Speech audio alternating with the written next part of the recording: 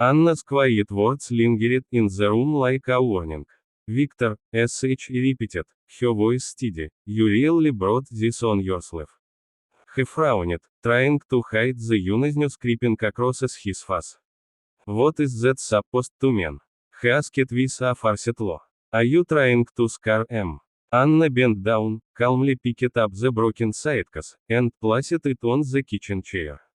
Then sh reached inside her handbag and removed a thick cream-colored envelope that had been tucked safely between several folders.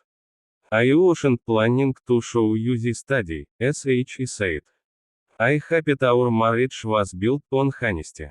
Victor rolled his eyes. Please. Useless status a lottery ticket, I'm not interested. Anna slowly undid the ribbon around the envelope and spread several official documents across the kitchen table. The smile on Victor's face faded.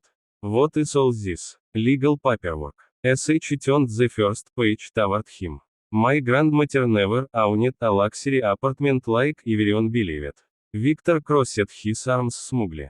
Exactly. That is what I've been saying. Anna nodded. sh owned something much more valuable. His expression stiffened. sh was one of the founders of a successful logistics company. Before sh passed away, sh transferred her controlling shares into a family trust. Victor stared at the papers. I became the sole beneficiary 6 months ago. Silence filled the apartment. He lied nervously. Nice story. It isn't a story. sh slid another document closer. This a certificate ownership records. His eyes scanned the pages. Company seals. Legal signatures. Official registration numbers. Color drained from his face. This can't be real. It is. Misha quietly stood beside his mother, holding her hand. He didn't understand the documents, but he understood one thing, his mother was no longer afraid. Victor swallowed hard. If you're that rich, why were you working in a bakery? Anna smiled sadly. Because I wanted a normal life. He looked at her in disbelief. I wanted people to see not my bank account. sh folded her hands calmly. My grandmother warned that money attracts the wrong people.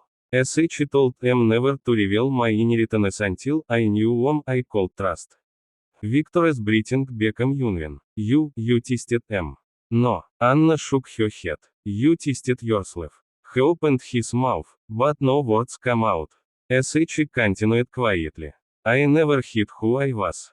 You simply cared more about rumors than about Victor suddenly stepped closer. Anna, listen. His voice had completely changed.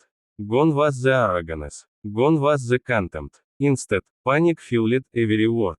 I made a mistake. sh looked at him without emotion. Yes, I was angry. No, I didn't mean. You meant every single word. He reached for her hand. sh stepped back before he could touch her. I'm sorry. Anna let out a soft sigh. No, Victor. You aren't sorry because you hurt You're sorry because your plan failed. The sentence struck him harder than any shout ever could. His shoulders slumped. sh reached into the envelope once more. There is one more document. He stared at it nervously. What now? My lawyers hired a private investigator shortly after our engagement.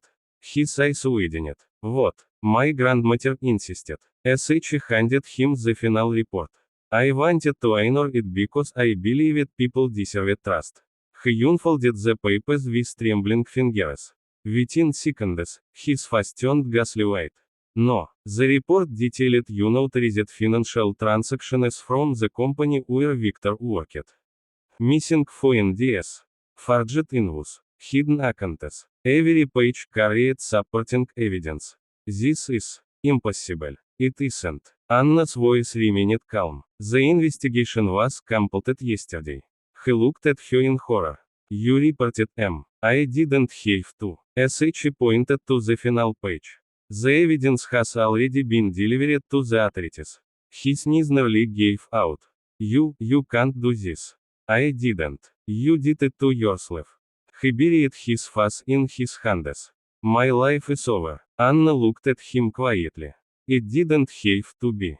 For a brief moment, genuine regret crossed his face. Not regret for losing money. Not regret for losing status. Regret for realizing that greed had destroyed everything he could have had. He looked toward Misha. The little boy held tightly to his mother's hand. I'm sorry, Victor whispered. Misha hid behind Anna without answering. Children often recognize truth faster than adults. Anna picked up the documents and carefully placed them back into the envelope. SH zipped the broken side as best as he could.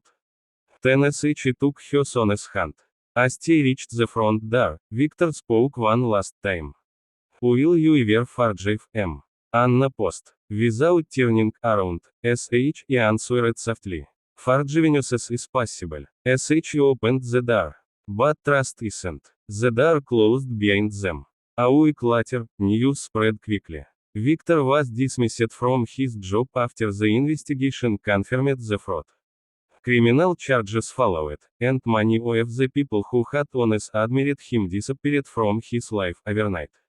Meanwhile, Anna moved with Misha into a beautiful home that had belonged to her grandmother's estate.